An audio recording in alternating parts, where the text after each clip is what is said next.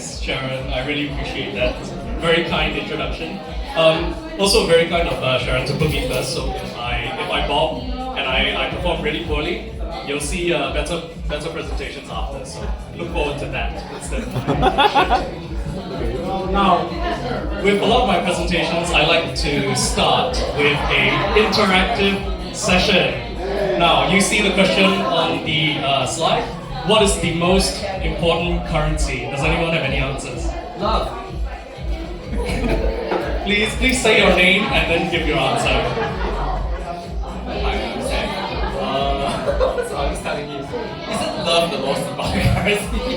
Yes, so we have love, which is an interesting choice as an important currency. Why do you think love is an important currency? And also, what can we exchange this currency for?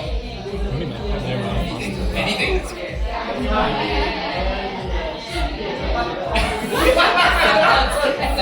So you're saying that I can exchange love for anything? Is that anyone want to buy my love? Because I'm selling. Anyone? No? Someone would. Alright, anyone has any other answers? I heard. And why do you say that? Nothing can buy. That is a fantastic answer.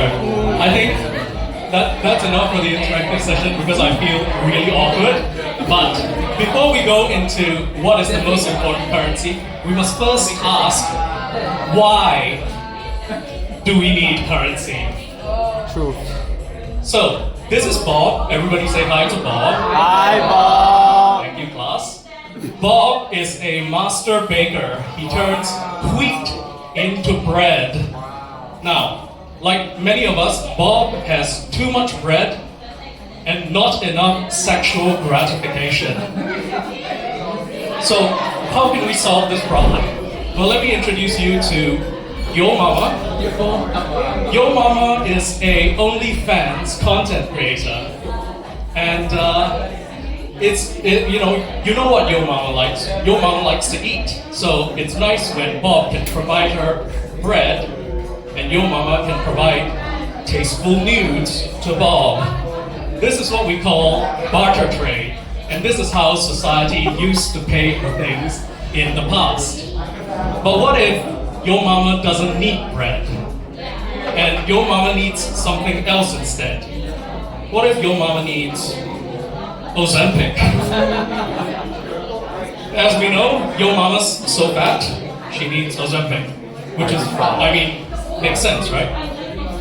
Wouldn't it be nice if Bob could sell his bread to a random third party, receive a token from this random third party, use the token to purchase tasteful nudes from Your Mama, and then Your Mama can take this token and buy the Ozempic she desperately needs. Wouldn't that be nice? Now, what is this green emerald-looking thing there? Love. That's currency. And so, I want to talk about what makes a currency good, right? The currency will act as a token of value. It is widely recognized, and it can be exchanged for goods and services. You can see money can be exchanged for bread, it can be exchanged for tasteful nudes, and it can also be exchanged for Ozempic. Now, what my friend here mentioned, there's one thing that money cannot be converted to, and that is time.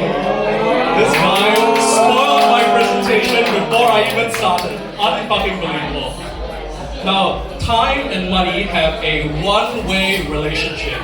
You can buy money with time by putting in the work. So, because time can buy money and money can buy everything else, time is the most important currency. Hello, ladies and gentlemen, my name is Andrew Lim. I am a project management professional. Now you might be asking, what does project management have to do with this? Now, I can tell you that there are only 3 things that project managers care about. Can you do? Schedule, budget, and scope. And I will go into all three of these things in my presentation today. Let's start with schedule. This is the Singaporean life cycle. You are born, so that's where you start. You go to primary school, you go to secondary school after that, and if you're smart, you go to a good school. And then after the good school, you go to university. If you're less smart, you go to a bad school, which can also lead to university if you're smart. However, most of them choose to go to work instead. From secondary school, you can also go to a worse school, which if you do well in the worst school, you can go to the bad school, and then you can go to university, or you can go to work. And then of course, everyone that goes to university goes to work after that. Now what happens when you go to work?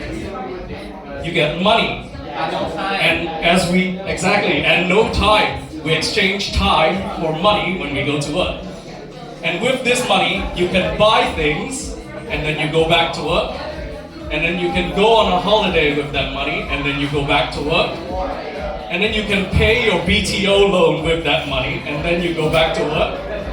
You can pay bills, you can pay your car loan, and then you can pay your child expenses. And this goes in a cycle until you die. Which leads me to a couple of reflections. Is this all life is? Is this all life will ever be? Am I too young to have an existential crisis? No. And is the rash around my genitals ever going to go away? Let's talk about budget. This is Joe. Everyone say hi to Joe. Hi, who's Joe? Joe is average. He goes to work for a living. He earns an average wage. He works an average number of hours per month. He lives an average number of years. And he has an average sized penis, which is 2 inches. So anyone who's feeling a little bit worried about their penis size, you have an above average penis. Work. Work is the exchange of time for money. Now, the median monthly salary for full-time employed residents in Singapore is $5,775. And Singaporean employees work an average of 181 to 186 hours per month. This means that the average Joe is worth $31.91 per hour. This is the cost of overtime. About 40 to 60% of Singaporean workers regularly log extra hours, and that leads to about 8 hours every week. This means that $32 per hour is now $26.70 per hour, which means your monthly salary is actually $4,800, or average Joe's salary is $4,800. Now, every time you work overtime, you're basically telling your boss, "Ooh, Daddy, can you please pay me less?" Which is, not very nice to think about. We live in a society. Money can be exchanged for goods and services. Or actually, when we really think about it, time can be exchanged for goods and services. Let's contextualize. A labubu costs about $30. This means for the average Joe, this is 56 minutes that he has to work to buy one singular labubu. And of course, the average life expectancy in Singapore is 83.9 years. This means that a labubu is worth 0.001% of Joe's life. This is a trip to Japan. Cost about $5,000 for about a 10-day trip. That's 19.5 working days for average Joe. And that's 0.02% of Joe's life. any car in Singapore with a category A COE, $119,000, which is 20.6 working months in the average Joe's life. This is 2% of his life every time he buys a car, and that car only lasts for 10 years, by the way. Every time I spend my money, I feel like I get closer to my death, which is a really nice thought to have.